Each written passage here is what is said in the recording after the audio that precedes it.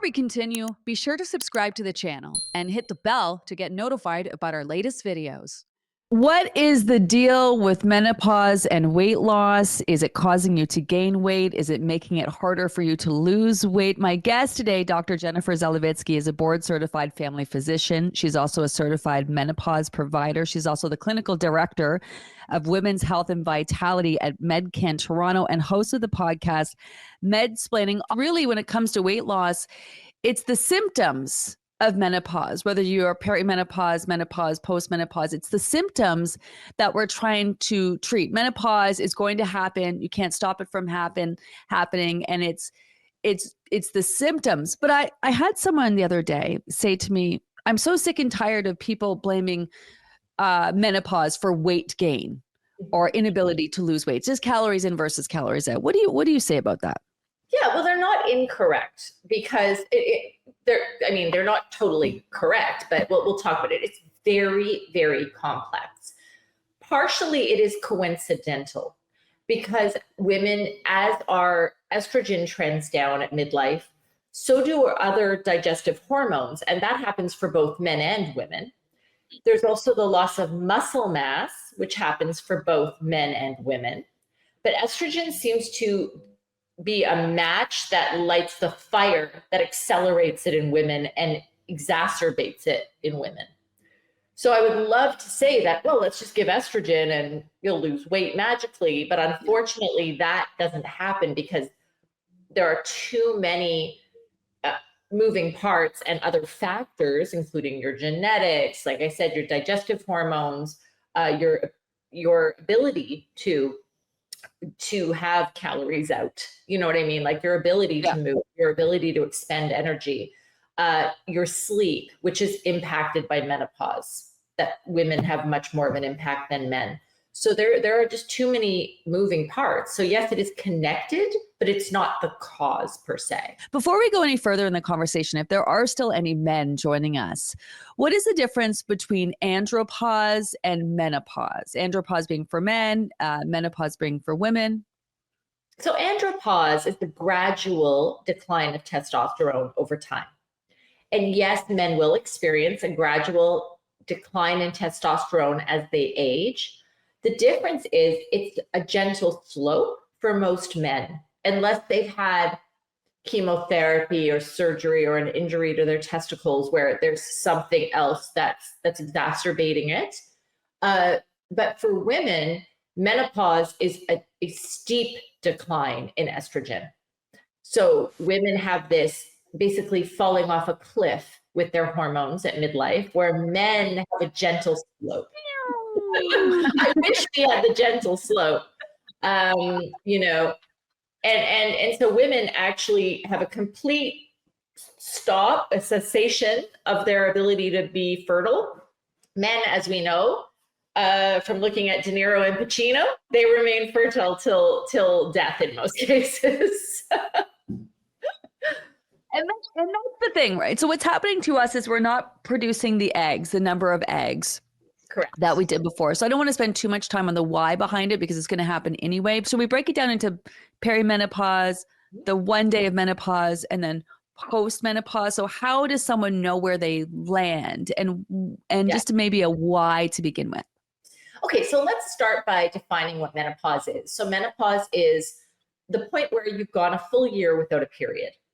And that's for women who go through natural menopause. I'm not talking about surgery or chemotherapy or something that can make it happen instantly.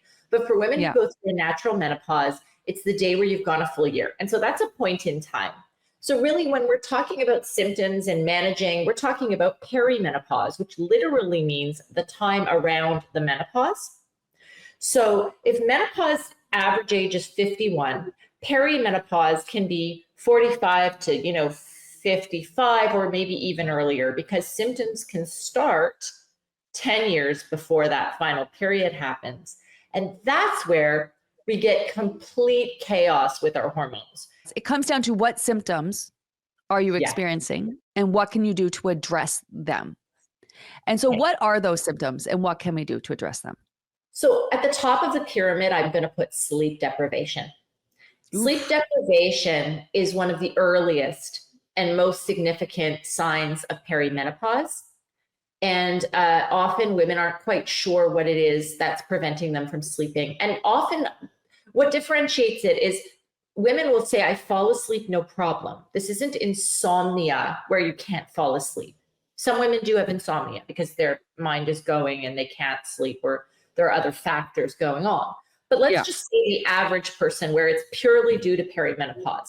What they will experience is they're exhausted. So they fall asleep instantly, but they wake up. They'll say, I'm up at 2 a.m. every night and I don't know what's going on, but I feel tired, wired, and I can't get back to sleep.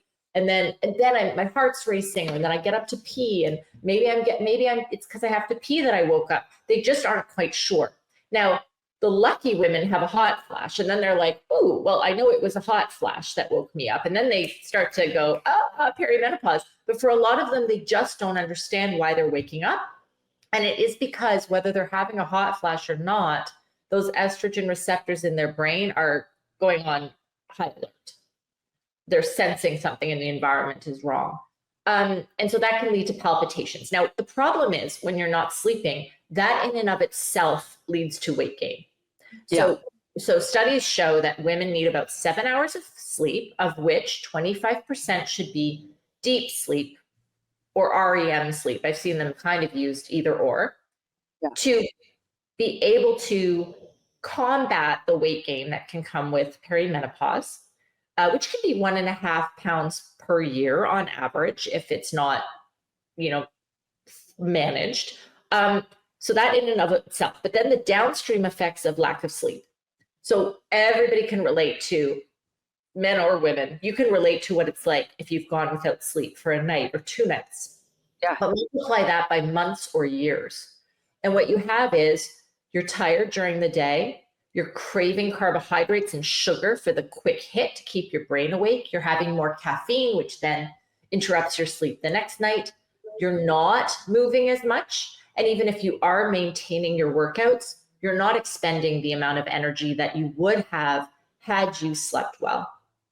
You may be drinking more alcohol because you're trying to sleep, or you're trying to manage the anxiety, or you're feeling terrible. And it just goes on from there. And then you start to have brain fog. And it's just, I always say, like, if sleep's the top of the pyramid, everything else is kind of trending down from there. Oh, what's the next one? So the next one is the hot flashes, I would say. We have evidence now that hot flashes are an independent risk factor for some modest weight gain. Hot flashes were linked to an increase in waist circumference in the SWAN study, so the study of women across the nation, but also to a very slight increase in BMI independent of other risk factors. So that's really important, that if you are having hot flashes, you should understand that that's a signal that your body's giving off that your estrogen receptors are not managing the transition well. And I should say 20% of women do not have symptoms of menopause, and they are very, very lucky, and they should thank their parents that they inherited very adaptive estrogen receptors. But the other 80% of us are not as fortunate, and we are experiencing the symptoms. And so hot flashes can lead to downstream health, adverse health effects. And so it's very important to manage those. And the third would be, I would say, aches and pains, muscle aches and pains that limit our ability to move. The frozen shoulder, the sore back and hips, the stiffness. Stiffness is the symptom that I would most link to perimenopause that seems to be the most helped by HRT. I myself am recovering from a shoulder issue. I wish the HRT I was on would have cured it. Unfortunately, it didn't. I needed, physiotherapy and rest and the right exercises, and to be adapting my workouts, which is something we need to do. But what I'm saying is HRT is, I wish it was this cure all. There are symptoms of menopause that have influenced weight gain that unfortunately have to be helped by other modalities other than HRT. It's really about HRT is to manage your symptoms of your stress, to help you sleep better, to help you feel less achy so you can move your body and do all the things. I think the takeaway is here with the Livy method, you are already doing all the things. You're having that protein spread out throughout the day. You're being mindful, eating nutrient-rich foods. You are maximizing, which is manage your stress, get better sleep, move your body, all of those things. For those who cannot take HRT, there's also things that you can do, lifestyle things as well, supplements that you can take. There's also non-HRT options now, medications that you can take as well, correct? Correct. There is a brand new one that works directly in the brain, non-hormonal, that dramatically reduces hot flashes and it can improve sleep. It's called fezolinetant or Veoza. So that's a very exciting development. There's also, we can use typical antidepressant, anti-anxiety medications, and some nerve pain medications at low doses can be very effective for sleep and for hot flashes. There are also really great non-habit forming sleep medications that are available now that can help women if you are having a brain that just won't shut off and you can't sleep. There are newer classes of medications that are available that are not as harmful or as risky as the old-fashioned sleeping pills. So I encourage you to speak with your doctor and specify what your needs are, tell them what you're struggling with, and impress upon them how it's impacting your quality of life. And what I'll say is we're looking at a very stressful time in our lives in addition to what's going on in our bodies. So even if we were not going through the changes of perimenopause, we're dealing with aging parents. Often we're at a stressful point in our career if we are in the workforce because we're either having more responsibility, a higher leadership position, we've worked our way up, or we're just trying to make it through the day at work, and work itself becomes more stressful because of what we're experiencing.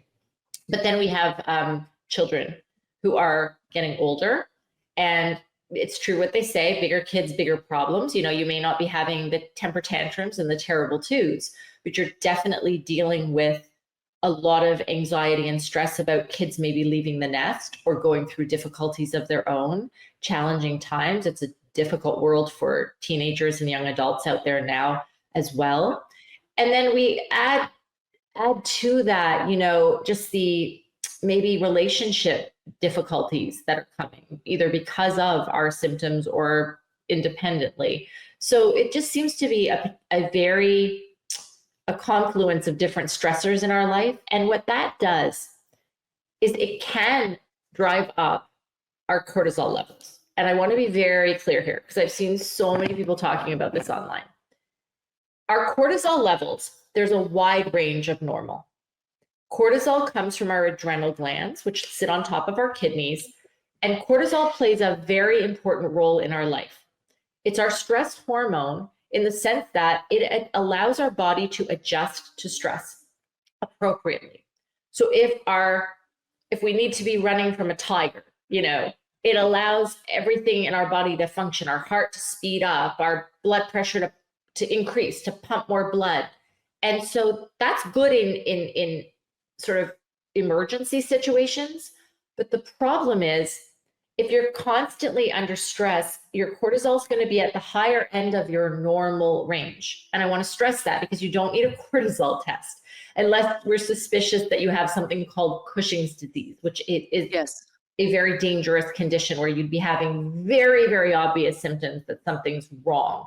But we're talking just chronic high normal cortisol levels. And that, of course, can be detrimental because it does lead to insulin resistance over the long term. It does lead to higher blood pressure, and it does lead to ultimately all the other things we've been talking about: poor sleep, weight gain, etc. I want to, I got a little sidetracked here. Someone was talking about trying to focus on food while stress is akin to trying to dry off while you're still swimming. And I think this is the awareness piece, right? And if you know better, you do better. And yeah, it's interesting because started today is the anniversary, 2 years since my kid's dad passed away. And it sort of started this conversation on grief. And we have a post about it in the group. Talk about stress, talk about emotional heaviness. Plus, we got to go through menopause. Plus, we've got to try to lose weight. We're doing all these things. This is that awareness piece, right? And it's the things that you're doing in and around that. And the thing what's hard about weight loss is you need food to survive at the same time, right? So when you got a lot going on, might not be the time when you can focus on all of these things. But at some point, we're hoping that there will be relief where you can be like, okay, like, what do I need to do to meet myself where I'm at? Whether it's menopause or not menopause, always, where can I meet myself where I'm at? I would say, never let the perfect be the enemy of the good, meaning don't think to yourself, if I can't put in that half hour or hour, I shouldn't bother. And so it's really important to understand that really the only thing that can increase or influence our metabolic rate is muscle. Muscle determines our metabolic rate. So it only makes sense that the more muscle you have on your body, the higher metabolism. And that is true. Quickly about protein, and then I want to touch on real quick, because we're not going to get into, you should really be having the conversation with HRT, with your family doctors. Where do you land on protein? Women need to have about 1.2 to 1.5 grams per kilogram of body weight throughout the day. And it's really important from the registered dietitians that, I've spoken to, that women benefit more to have their protein spread throughout the day. Yes. So a big chunk at each meal, and then incorporate it into snacks when you can. And so my own approach, I'm not big on counting, to be honest. I don't have time and energy to count and beat myself up, right? But roughly, it's about 25 to 30 grams of protein at each meal. Should do it. I put protein powder and whey protein powder in my smoothies. You can throw it into various things. But if you're always thinking to yourself, how can I up the protein in this meal? Or does this meal have protein? You're way ahead of the game, because we do need it. We need it to build muscles and to have our metabolism function properly. Before we go today, our final takeaway on menopause and weight loss for anyone in menopause, whatever stage, trying to lose weight, what would be your biggest takeaway? Oh, my biggest takeaway is always that it is, I would say, 80% lifestyle factors that you can control. So this is a time when we feel so out of control as women. We really do. But the great news is, even if you're not having symptoms that would warrant hormone therapy, don't worry about it, because 80% of it's within your control to manage. And lifestyle always comes out ahead of every other form of treatment in terms of health benefits and weight loss when it comes to the menopause transition. So that's all in your own hands. Woo! And drop the mic, because you're already doing it, following the program. Have an amazing rest of your day, and we'll see you next time. Thank you.